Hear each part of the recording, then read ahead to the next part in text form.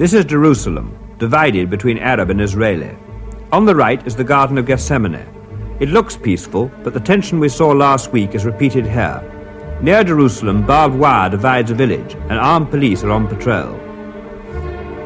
Only the hens can safely wander over the frontier.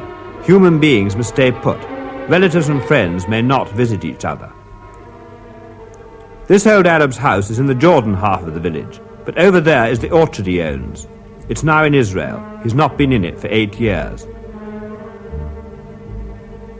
That small boy is his nephew. The old man has never held him in his arms.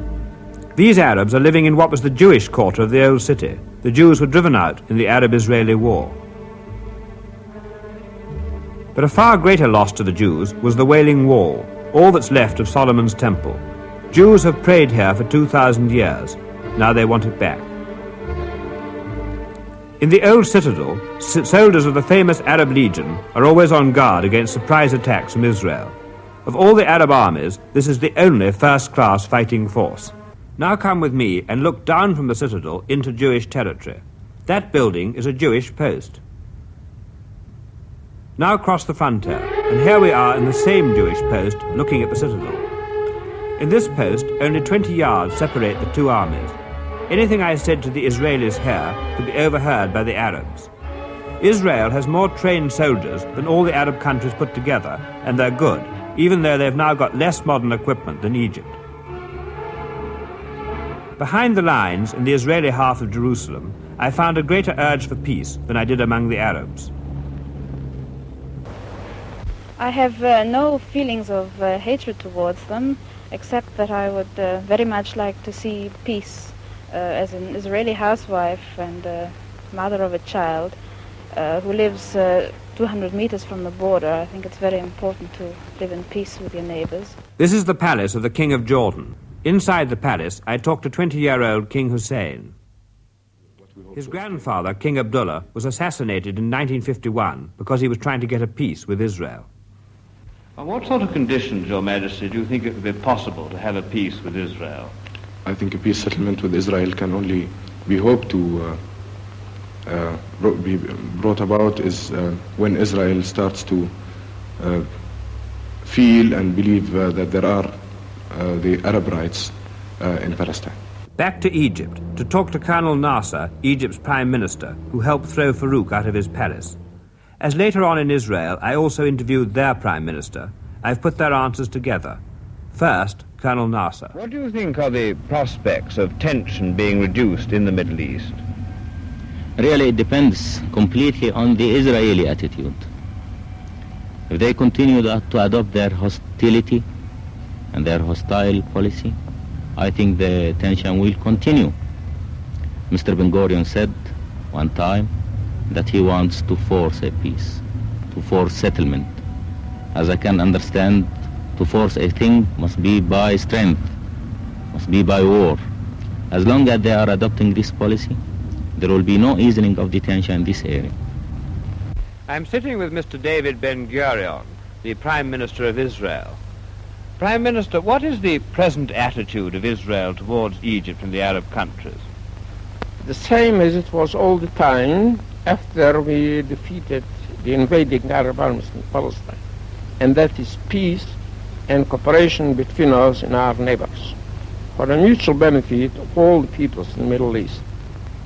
What is the Arab case against Israel?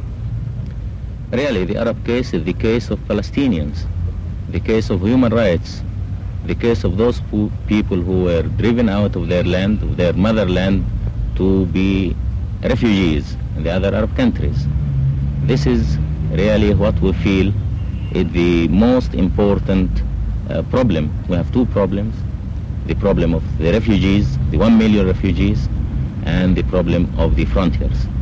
What contribution is Israel prepared to make towards the Arab refugee problem? Well, we would help them financially, we would compensate them for their property, and we would put our experts and our experience in settling refugees, as we have settled since the establishment of the state, more than 700,000 refugees, most of them from Arab countries.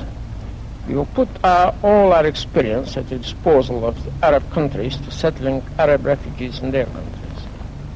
Well, on what sort of conditions do you think it would be possible to have a peace settlement? Really, it is not a matter of conditions.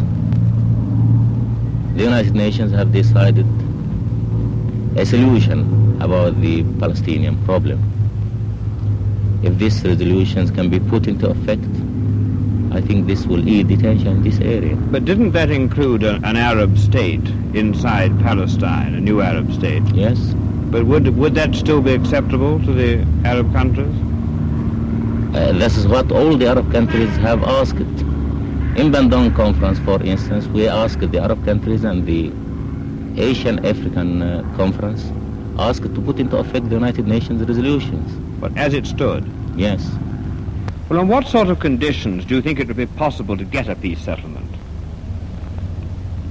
The conditions is if the other side also will feel the need for peace. Well, Colonel Nasser said to me that as far as he was concerned, the conditions for peace would be based on the UNO resolutions. How do you react to that?